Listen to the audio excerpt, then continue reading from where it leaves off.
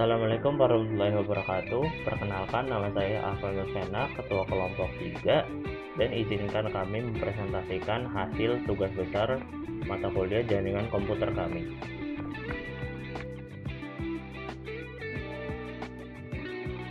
Saya Faril Zahdan Rehuzaki, NIM saya 1020423000199. Di sini saya akan menjelaskan tentang studi kasus yang berfokus pada jaringan untuk sebuah perusahaan distribusi retail yang ingin berkembang dalam bangun jaringannya di kantor pusatnya. Kemudian kantor ini tuh dibagi menjadi 5 bagian, yaitu manajemen, penjualan, SDM, IT, dan gudang. Dan setiap bagian itu memiliki kebutuhan hostnya masing-masing. Untuk mendukung penjualan itu 33 host dan SDM 24 host, IT 17 host, dan gudang 10 host. Bagian manajemen akan menggunakan IP otomatis, tetapi harus terpisah dari subnet bagian lainnya. Untuk keamanan dan efisiensi, kita menggunakan VLAN untuk memisahkan jaringan. Selain itu, bagian penjualan dan SDM membutuhkan komunikasi antar VLAN agar koneksi tetap stabil, dan kita juga akan mengatur redundansi router. Tujuannya yaitu dari studi kasus di atas, kita dapat mengatur IP addressing untuk setiap perangkat dalam jaringan agar komunikasi antar perangkat dapat berjalan lancar dan terorganisir. Yang kedua, dapat mengonfigurasi static routing antar jaringan berbeda untuk memastikan data dapat dikirim dan diterima secara efisien tanpa konflik root.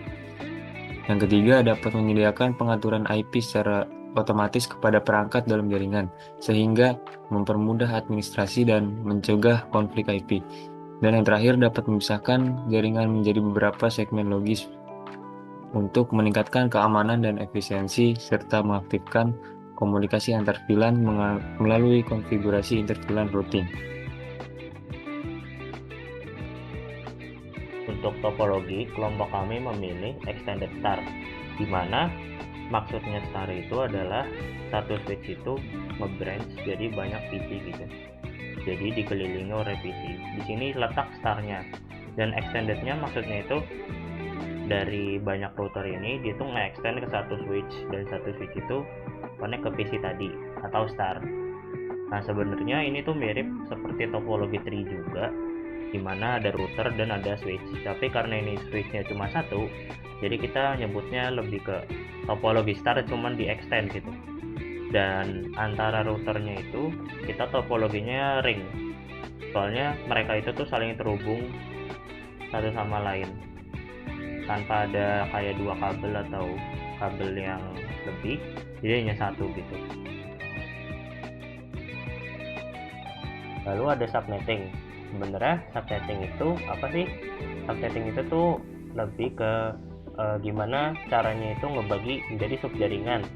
Misalnya divisi manajemen, divisi gudang, dan lain-lain itu dibedain gitu melalui IP address-nya. Dan ini tuh fungsinya apa? Fungsinya itu buat agar memisahkan antar jaringan atau antar divisi, biar beda gitu jaringannya. Soalnya kan kalau satu jaringan mereka saling terkoneksi gitu. Nah, berdasarkan itunya, studi kasusnya, didapatkanlah jumlah host yang diperlukan oleh kelompok kami atau case B. Nah, manajemen itu tidak dispesifikasikan, gudang itu 10, SDM itu 24, penjualan itu 3, IT itu 17. Nah, karena manajemen tidak dispesifikasikan, maka kita mengikuti minimal yang disarankan oleh dosen, yaitu 5. Nah, gimana sih cara dapetin prefixnya atau subnet addressnya? Kita tuh pakai rumus ini, 2 pangkat n lebih besar daripada jumlah host plus 2. Nah, jika kita rumusnya, kita tuh bakal ngitung nih untuk setiap divisinya. Misalnya gudang itu kan perlu 10 ya, itu tuh dihitung 10 host plus 2, terus jadilah 12. Ini 12 host atau 12 IP yang bisa dipakai gitu. Enggak, IP yang diperlukan oleh divisi gudang. Nah, lalu ini ada karena 12, n itu otomatis 4 karena 2 pangkat 4 itu sama dengan 16 kan. Jadi 16 nih available hostnya. Nah, 16 ini tuh sebenarnya bukan yang bisa dipakai IP-nya gitu. Karena ada satu IP broadcast yang di akhir dan ada juga IP network. Nah, ini jadilah dikurang sesuai dengan pangkat tadi kan, jadi /28. Dan sama juga ini /27, /26, /27. Nah, ini tuh ada juga nih perhitungan IP router antar router. Kita bagi subnet. Jadi antar router itu tuh nggak saling terkoneksi, dan itu tuh memungkinkan buat static routing seperti yang ada di soal atau case. Nah, ini jadi kalau antar router kan dia kan cuma 2 ya, jadi kita cuma perlu 2 nih, terus ada 4, jadi seperti biasa 2 pangkat 2, 4, 32 dikurang 2 sama 30. Nah, jadi kalau udah dihitung nanti bakal muncul table subnetting. Ini host yang tadi kan, terus prefixnya juga, terus ada juga network, ada IP range yang bisa digunakan oleh device, ada juga IP broadcast. Ini harusnya kalian 14. Nah, kalau di sini tuh pengaplikasiannya sama sih. Contohnya di kantor deh. Kantor itu tuh ada yang IP address 90 yaitu yang antar router dan switch. Ada juga 30 penjualan, 40 SDM, 50 CIT. Kalau kita buka IP addressnya tuh harusnya sama dia. So, makanya tadi ini tuh jadi IP-nya masukin ke VLAN. Nah, pokoknya tujuan dari subnetting ini dia kan membagi jaringan menjadi subjaringan dan juga buat memenuhi si kriteria case-nya itu, yaitu static routing.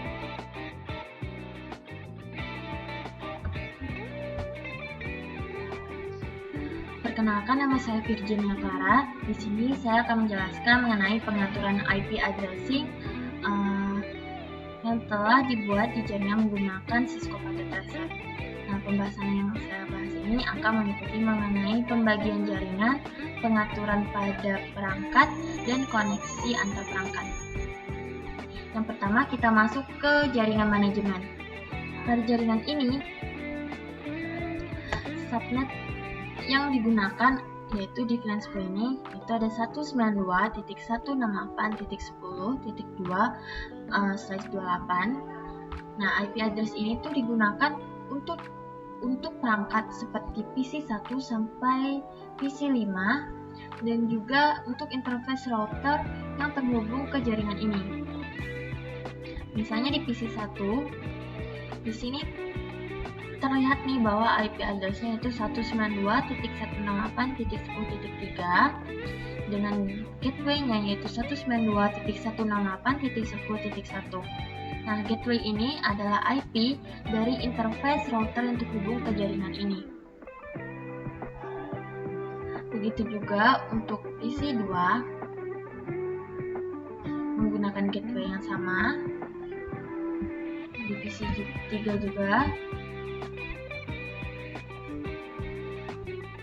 gateway-nya sama, tapi IP address-nya di sini beda. PC4 juga, dan begitu juga untuk di PC5.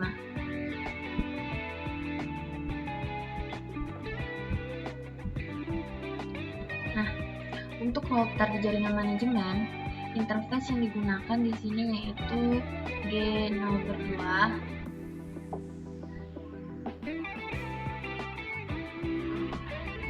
dengan IP-nya yaitu 192.168.10.1/28. IP ini tuh bertindak sebagai gateway bagi semua perangkat di jaringan manajemen. Selanjutnya pada jaringan kantor.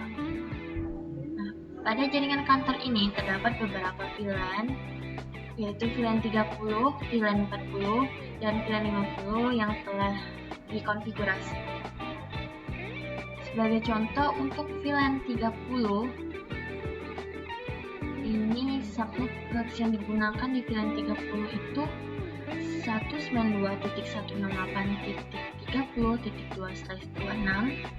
Di sini bisa kita lihat dari PC6 sampai dengan PC10. Sebagai salah satu contohnya, misalnya di PC6, di sini terlihat bahwa IP address untuk PC6 adalah 192.168.30.4 dengan gateway 192.168.30.1. Nah, gateway ini adalah IP address dari subinterface router yang terhubung ke VLAN 30. Begitu juga untuk PC7. Default gateway-nya sama, tetapi IP address-nya beda. Itu juga sampai untuk PC10-nya. Di sini juga menggunakan VLAN 30.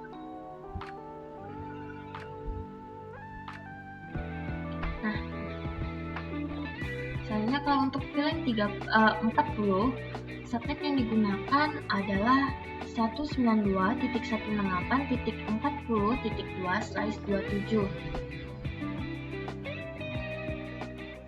Sebagai contoh, untuk VLAN 40, kita bisa lihat di PC11 sampai PC15. Misalnya salah satu contohnya kita lihat di PC11. PC11 ini berada di VLAN 40. Bisa kita lihat juga IP address-nya di sini ada 192.168.40.5 dengan gateway-nya 192.168.40.1. Nah, gateway ini tuh adalah IP address dari subinterface router yang terhubung ke VLAN 40. Begitu juga sampai dengan PC15-nya di sini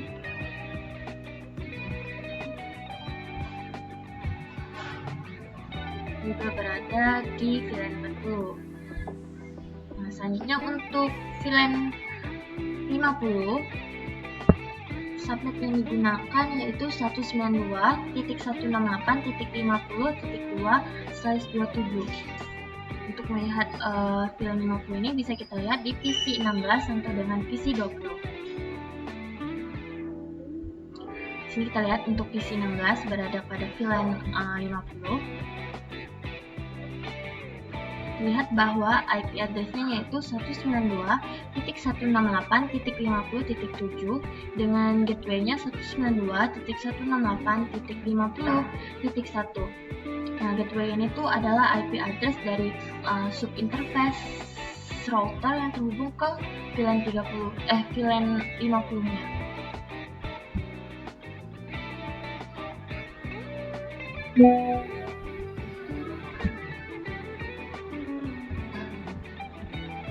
Selanjutnya yang terakhir untuk jaringan gudang.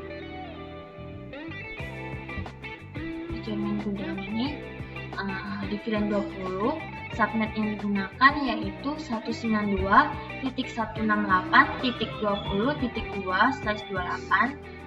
Di sini kita bisa lihat PC0 itu berada di VLAN 20. Lihat nih di IP address-nya 192.168.20.6 dengan gateway 192.168.20.1. Nah, gateway ini tuh adalah IP address dari interface G0/2 di router gudang. Begitu juga sampai dengan PC2-nya ini berada di VLAN 20 juga.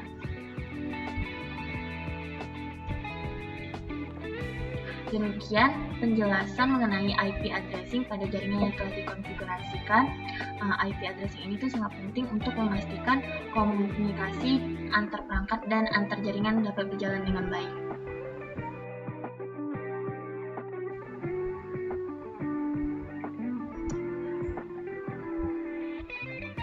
Baik, selanjutnya di sini kita bisa melihat untuk pembagian VLAN yang diterapkan pada jaringan ini menggunakan perintah show VLAN brief.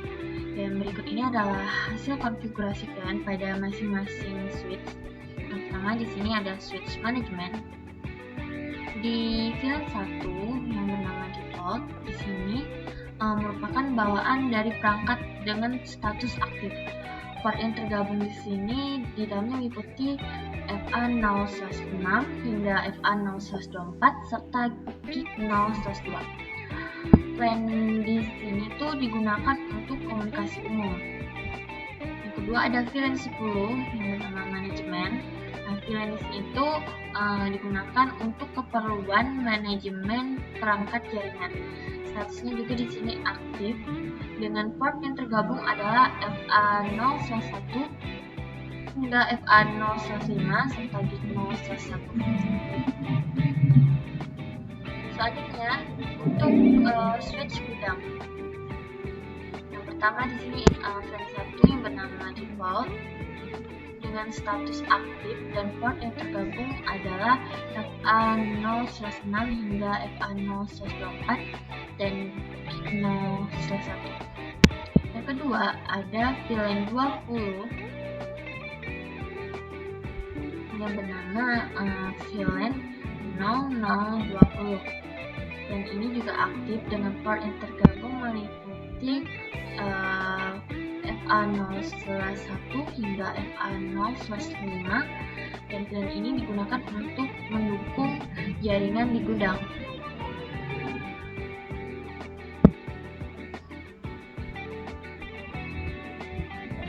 Selanjutnya yang terakhir yaitu switch inti kantor.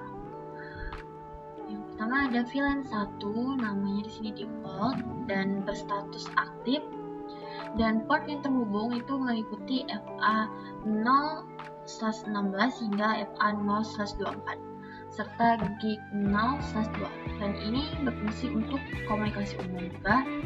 Dan yang kedua ada VLAN 30 di sini bernama penjualan dan ini tuh digunakan oleh divisi penjualan dan memiliki port yang tergabung di dalamnya yaitu FA01 hingga FA05. Dan selanjutnya ada VLAN 40 yang bernama SDM.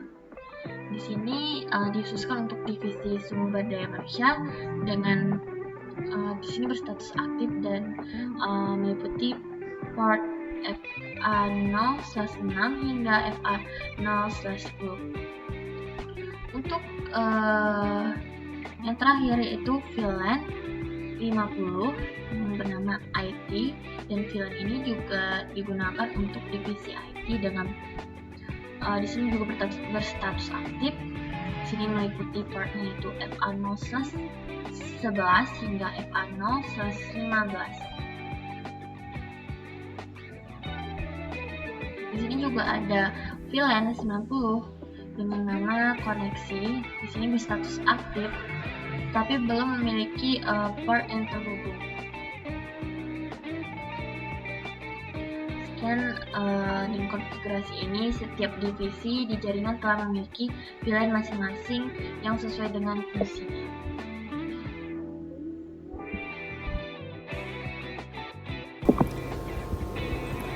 Assalamualaikum warahmatullahi wabarakatuh. Perkenalkan, saya Muhammad Fahri Arafi dari kelompok 3 dengan NIM 102042330159. Kali ini saya akan membahas tentang interVLAN. Awal-awal kita itu mulai dari switch inti kantor. Kita buka di sini. Nah, di inti kantor itu menggunakan gigabit 01 dengan encapsulation-nya 802.1Q dan status trunking. Terus VLAN yang diizinkan itu ada 1 sampai 1005. Terus VLAN yang aktif ada VLAN 1, 30, 40, 50, dan 90. Nah, lalu konfigurasi ini memungkinkan antar departemen, khususnya antar SDM dan penjualan, sesuai requirement project. Nah, ini ada redundancy link-nya, ada interface Gigabit Ethernet 01 dan 02. Gunanya itu memberikan backup path. Jadi kalau ada permasalahan di gigabit Ethernet 01, dia masih ada backup yaitu gigabit Ethernet 2, jadi komunikasi itu tetap berjalan. Nah, kita lanjut di DHCP. DHCP itu server dari DHCP server diatur untuk menyediakan alamat IP server dinamis kepada perangkat yang terkoneksi di jaringan. Server juga menentukan pengaturan default gateway, subnet mask, dan DNS server untuk perangkat klien. Ini ada di sini gambarnya. Nah, kita langsung lanjut ke DHCP konfigurasi untuk beberapa area, yaitu ada manajemen. Manajemen itu network poolnya ada di 192.168.10.0. Mana ya?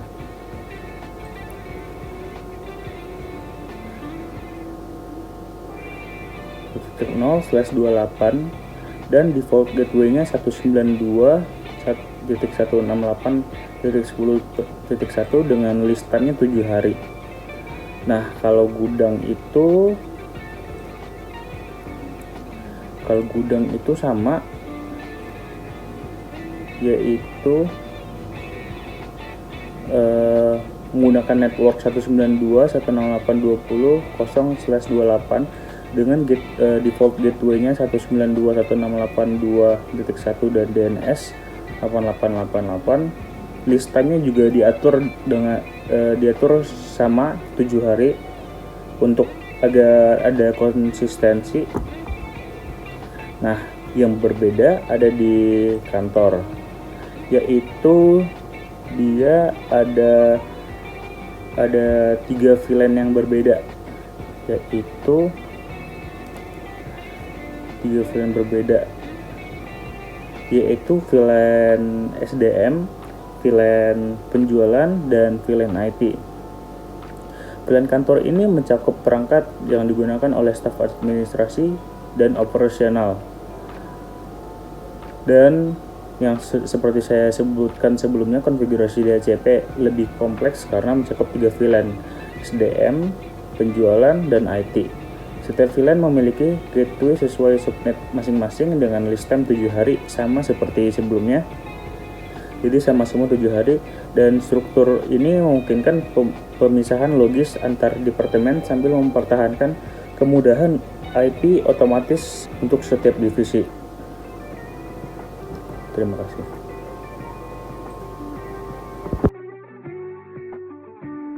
Nah, selanjutnya itu ada access control list atau ACL. Ini tuh berfungsinya itu untuk mengontrol jaringan, kayak misalnya kita nge-permit atau nge-deny beberapa jaringan buat komunikasi sama jaringan lain. Misalnya dalam studi case ini kan ada namanya penjualan dan SDM itu bisa komunikasi kan antar VLAN, dan juga IT. Jadi di luar itu tuh nggak bisa, IT nggak bisa ke penjualan dan IT nggak bisa ke SDM. Nah, gimana sih caranya setelah di trunking gitu? Sebelumnya kita sudah lakukan trunking, sudah kita show run, dia tuh bakal muncul ini switch mode terang untuk di interface yang ke arah router. Kita lihat arah router itu interface 90 pin 90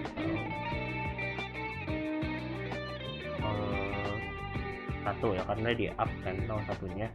Nah, itu berarti dia udah keterang kan, tadi udah di show juga switch mode terang. Dan itu fungsinya kan tadi kan udah ngebawa 30, 40, 50 buat ke router gitu ya. Nah, otomatis mereka udah bisa komunikasi. Dan gimana sih cara biar mereka tetap gak bisa komunikasi gitu? Nah, itu tuh pakai ACL. Nah, sintaksnya itu kita masukkan di router, yaitu access list 100. Nama ini nama access list kan, mau 100 beberapa boleh. Juga ada yang permit dan deny. Nah, kalau permit itu kita kayak nge-allow beberapa jaringan gitu, misalnya 30 dan 40 gitu, berarti penjualan dan SDM. Dan juga ada 140 ke 30, ada juga 30 ke 50, dan ada juga 40 ke 50. Jadi nggak bisa mereka masuk ke 40 ke 50 gitu. tapi tetap 30-40 tuh bisa. Nah jika udah tuh kita masukin juga nih IP access groupnya ke dalam sub interface di kantor, router kantor. Dengan cara ini kita masuk ke interface yang connect ke switch, terus masuk ke sub interface ya, atau samain biasa kan sama VLAN-nya, dan juga kita kasih ini IP access group 100 sesuai sama yang tadi kan yuk kita udah bikin access 100. Terus ada keyword tag in.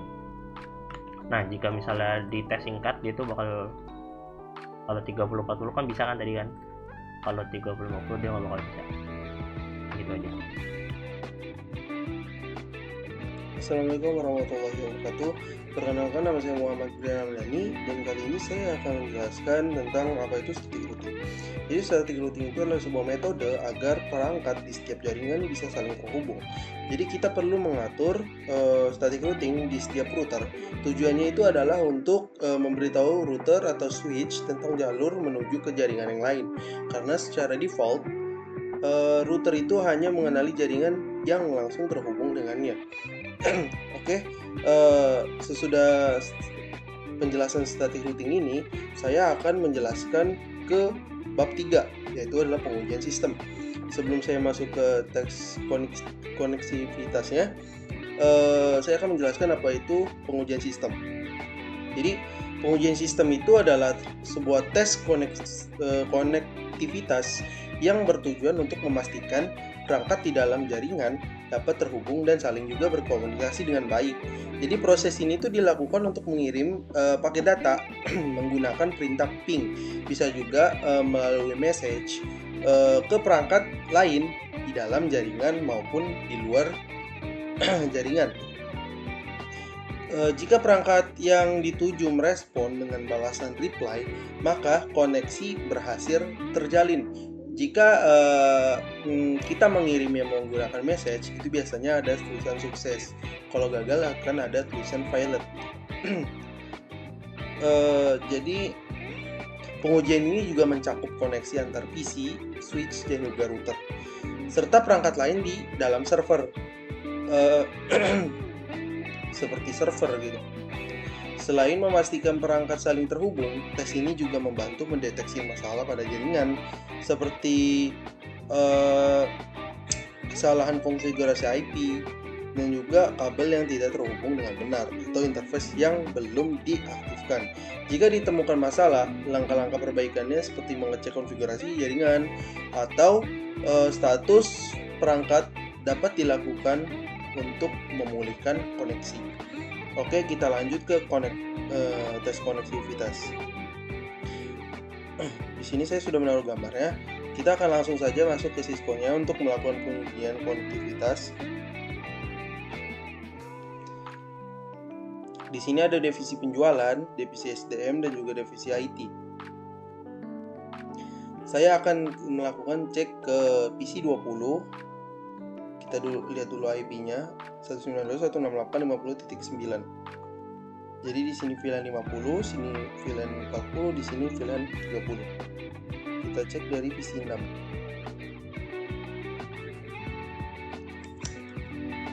Kita akan ping PC 20 tadi 50.9.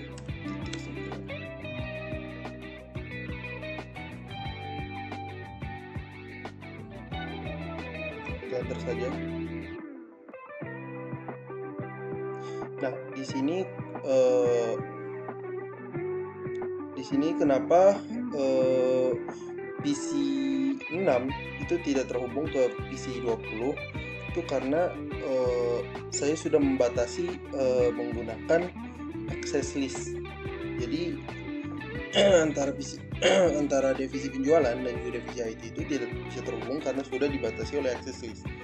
Coba kita hubungkan ke PC 11.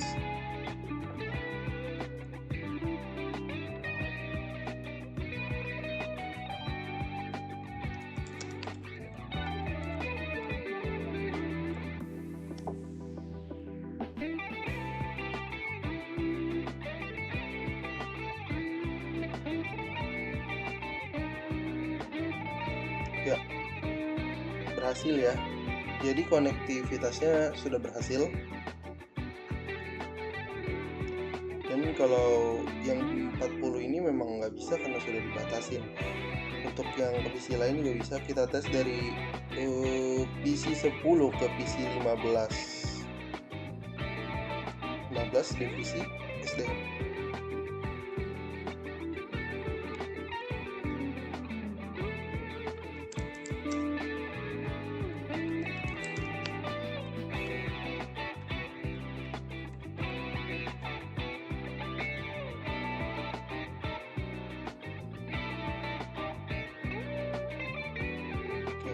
Bisa dilihat di sini berhasil ya.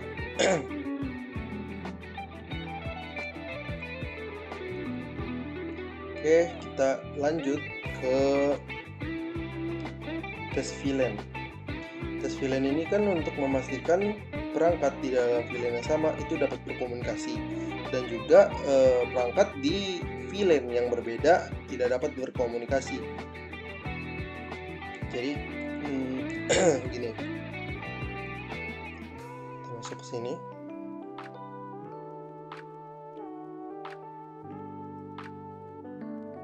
Kita tes antara manajemen dan gudang, apakah berhasil menggunakan message. Failed ya. Kita coba lagi. Itu masih failed juga. Artinya betul ya, VLAN-nya udah nggak. Kalau antar VLAN nggak bisa.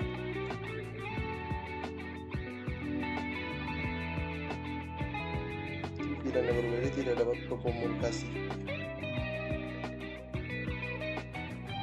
Coba kita coba di sini.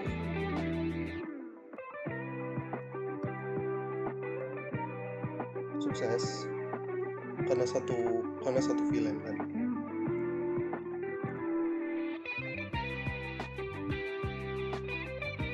Sukses. Oke, berhasil. Tadi kita cek routernya tidak berhasil ya. Sekarang kita coba cek di antar PC ya, tapi berbeda VLAN. Pilot, berarti betul ya. Berarti di VLAN ini kita udah betul. Kita itu bisa antar pasti di dalam satu VLAN itu pasti bisa berkomunikasi, tapi di kita ingin ngeping di luar VLAN atau VLAN yang berbeda itu nggak bakal bisa berkomunikasi. Kita masuk ke inter VLAN. Jadi tujuannya inter VLAN ini apa sih? Jadi untuk memastikan perangkat di dalam VLAN yang berbeda dapat berkomunikasi melalui inter VLAN routing. Pastikan perangkat dalam VLAN yang berbeda dapat berkomunikasi melalui inter VLAN. PC 6 ke PC 20. Oke. Kita coba ya. Tapi sebelum kita coba untuk tes ping ke yang 50 ini, kita aksesnya tadi kita matikan dulu. No.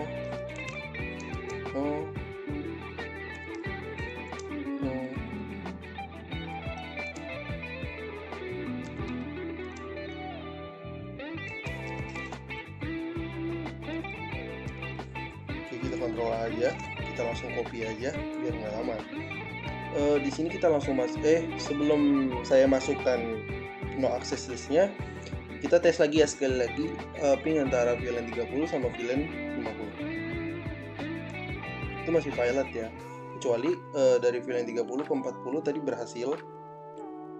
Nah, ini setelah kita masukkan no access listnya,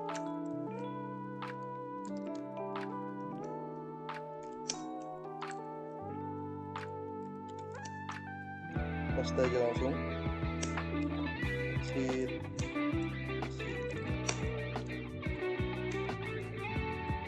Ini udah ya, coba kita coba.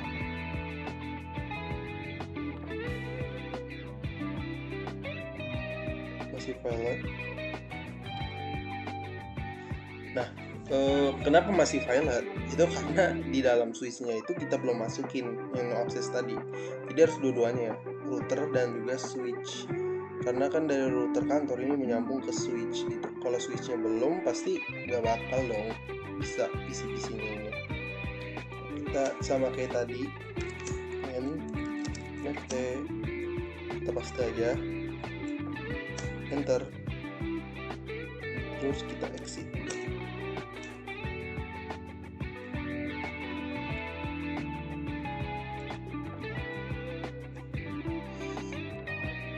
Nah, sekarang kita coba lagi ya. Ini kita delete dulu.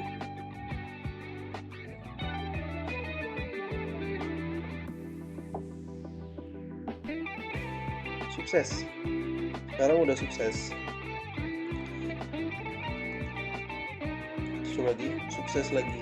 Kita coba dari VLAN 30 di VLAN 40.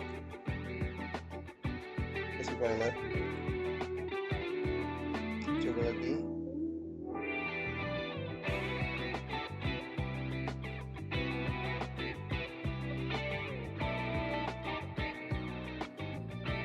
Sukses.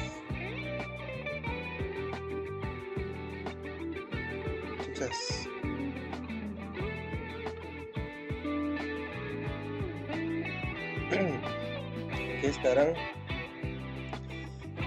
berarti interview ini sudah ya, karena itu kan memastikan dalam perangkat dalam VLAN yang berbeda dapat berkomunikasi melalui inter-VLAN routing. Jadi saya sudah menaruh fotonya di sini dan saya sudah cek itu sudah sukses ya. Dan di sini juga sudah sukses semua. Ini bisa.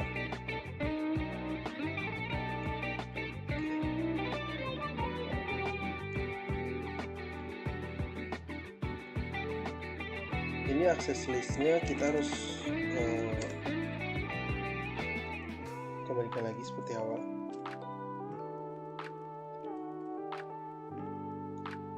Untuk membatasi antar VLAN.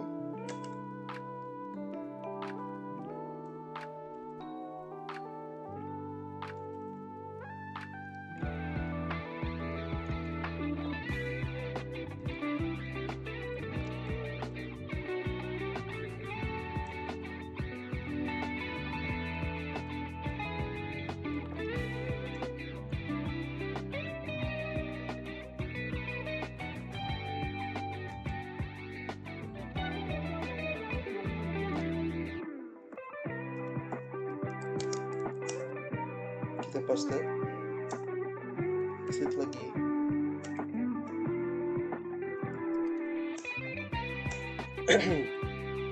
Pasti sesudah ini tidak bisa karena aksesnya sudah kita batasin. Pilot.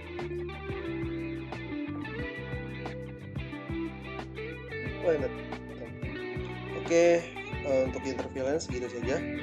Kita lanjut ke tes DHCP. Jadi tes DHCP ini untuk memastikan semua perangkat di jaringan mendapat alamat IP otomatis dari server DHCP. Jadi kita tesnya itu bagaimana? Jadi kita tinggal masuk ke Cisco aja. Tadi ini saya hapus. Kita masuk ke Cisco. Kita coba ke Device Management, Desktop IP Configuration. Kita lihat nih IP Configuration ini yang DHCP-nya default. Kita lihat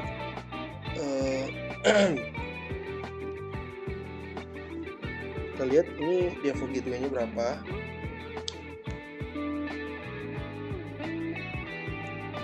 Sebentar.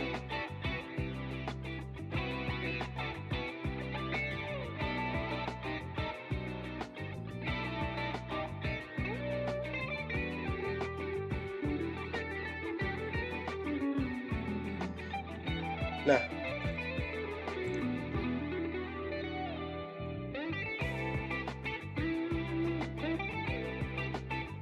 misalnya dari divisi penjualan, semua perangkat di jaringan mendapat alamat IP secara otomatis ya. Kita tinggal periksa aja ke IP configuration. Kita lihat nih di sini. Kalau static itu kan biasanya otomatis. Kita harus ngisi. Nah, kalau di DHCP ini, itu kita langsung mendapatkan IP yang otomatis langsung terisi. Nah, di sini IP PC11 dari divisi SDM mendapatkan IP 192.168.40.3. Kita bakal cek dari PC7 divisi penjualan apakah tersambung.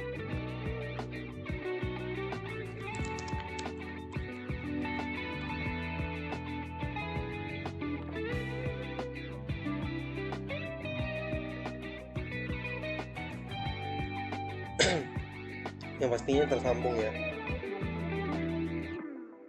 Coba kita tes yang di PC5 divisi manajemen itu 10.3.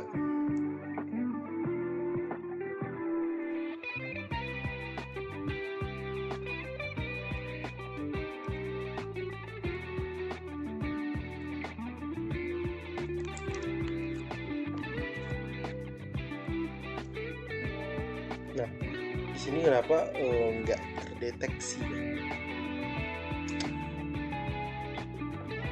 Oke, coba. Karena kita aksesnya sudah dibatasi satu sama lain menggunakan akses list yang tadi ya. Sebenarnya pengecekan DHCP-nya itu hanya melalui IP configuration ini aja ya. Kita ngecek karena DHCP ini sudah mendapatkan IP. Ngeceknya gitu aja. Kalau nggak bisa juga dengan cara seperti ini. Sebentar.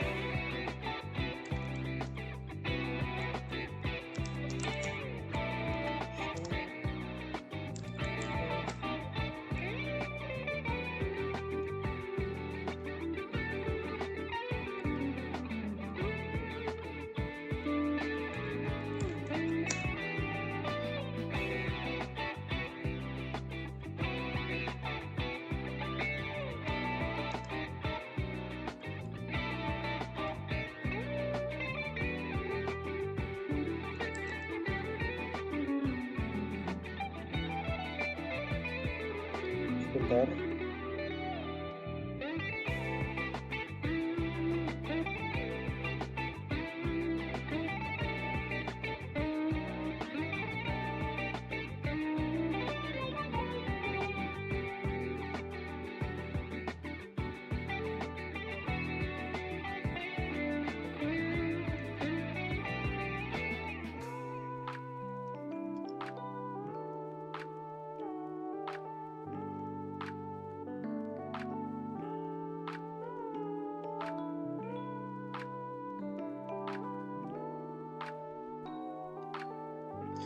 Oke, sebenarnya maaf tadi saya ada kesalahan untuk mengecek DHCP. Sebenarnya itu bisa dilakukan di IP configuration saja ya.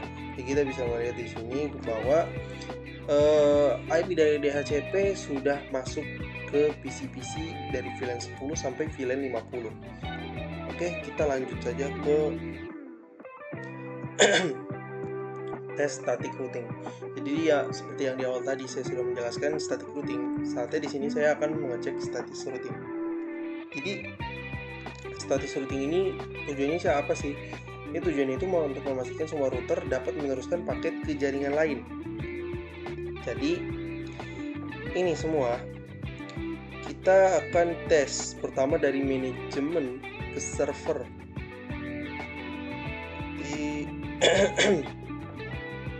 Dari manajemen ke server ya, kita tes. Kita dapat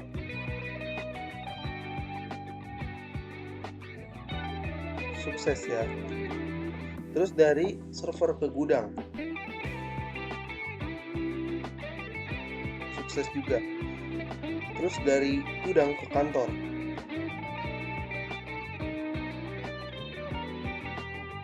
file.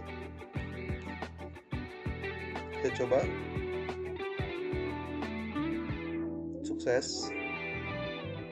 Kita hapus dulu ya. Kita coba lagi dari gudang ke kantor. Sukses lagi. Terus terakhir kita ping dari kantor ke manajemen.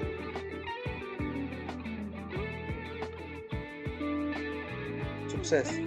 terakhir kita ping dari server ke kantor. Coba sukses lagi. Oke, di sini begitu cara untuk tes konektivitas dari statis routing. Oke, segitu saja untuk penjelasan saya. Jadi inti dari penjelasan ini adalah inti dari penjelasan semua tes yang sudah saya lakukan, tes konektivitas, tes VLAN, tes interVLAN, tes DHCP, dan juga tes static routing, itu semuanya adalah tes jaringan yang sangat perlu ya, yang sangat perlu untuk mengecek apakah ada kesalahan di dalam jaringan, kesalahan pengiriman, kesalahan penggunaan kabel atau IP configuration-nya sendiri. Itu harus dilakukan pengecekan ya. Jadi begitu saja untuk penjelasan saya. Jika ada salah kata, mohon maaf. Assalamualaikum warahmatullahi wabarakatuh. Perkenalkan, saya Muhammad Fatih Ranhaj dengan NIM 102042300162. Saya akan menjelaskan kesimpulan dan sarannya. Untuk kesimpulannya adalah implementasi jaringan untuk kantor distribusi retail telah berhasil menerapkan topologi star tree dengan hasil yang memuaskan. Sistem ini menghubungkan 5 departemen kunci sampai manajemen, penjualan, SDM, IT, dan gudang melalui berbagai fitur jaringan yang terintegrasi. Konfigurasi yang diterapkan mencakup pemisahan departemen menggunakan VLAN, fasilitas komunikasi antara divisi penjualan, dan SDM melalui interVLAN routing. Penerapan DHCP di bagian manajemen serta pengaturan static routing untuk menghubungkan berbagai area. Keamanan jaringan dijaga melalui implementasi ACL yang mengatur komunikasi antar VLAN. Hasil penguji memperlihatkan bahwa sistem berjalan sesuai dengan baik yang diharapkan, di mana semua komponen dapat berkomunikasi dengan baik dan pembagian jaringan berfungsi secara efektif. Dengan adanya fitur redundasi router dan segmentasi jaringan yang sesuai dengan kebutuhan tiap departemen, implementasi ini telah memenuhi seluruh persyaratan yang telah ditetapkan dari awal. Kemudian untuk sarannya, mungkin laporan implementasi jaringan ini membutuhkan sejumlah penyempurnaan dari meningkatkan kualitas dan kejelasannya bagi pembaca. Dari segi teknis, penulisan judul perlu diperbarui menjadi lebih spesifik dan setiap subbab sebaiknya dilengkapi dengan deskripsi pendahuluan yang memadai. Aspek visual laporan juga serta ilustrasi pendukung untuk komponen penting,